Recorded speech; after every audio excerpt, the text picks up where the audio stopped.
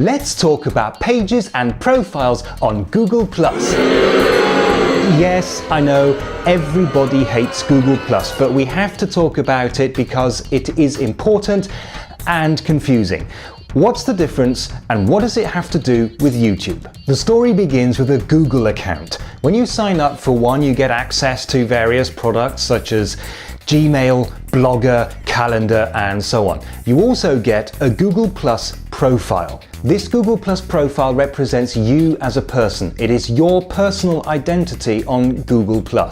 That's why Google recommends that you use your real name for this. In fact, Google used to insist on real names, but so many people complained that now you can use any name you want.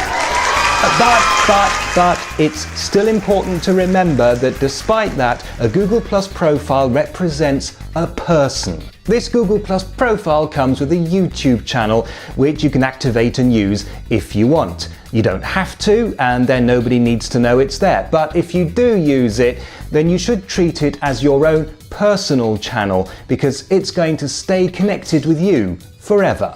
If you want a YouTube channel for your business, brand, theatre, company, church, or anything you want, you can create one or more Google+ pages, and each page comes with its own YouTube channel.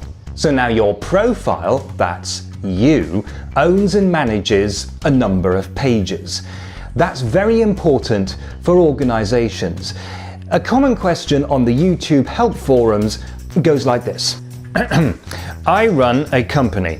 5 years ago, one of our employees made a YouTube channel for our company, but he's now left. We don't have the password, so how do we get into our YouTube channel? Unfortunately, the answer to that question is by getting in touch with your ex-employee. But that was before Google+, you know, the good old days. Now, if you do things correctly, this problem shouldn't occur. Everyone who's going to need access to the YouTube channel needs a Google+ profile. Whoever is in charge creates a Google+ page, complete with a YouTube channel, which represents the company. He is now the owner of that page, and he can assign the others as managers. They manage the page not by signing in to some company account or even through the owner's account. They do it through their own personal Google+ profiles.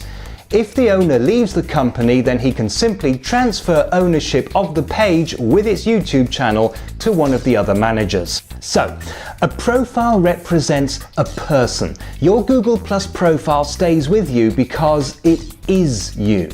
A page, on the other hand, is a thing which can be owned by a person and, if necessary, given to somebody else.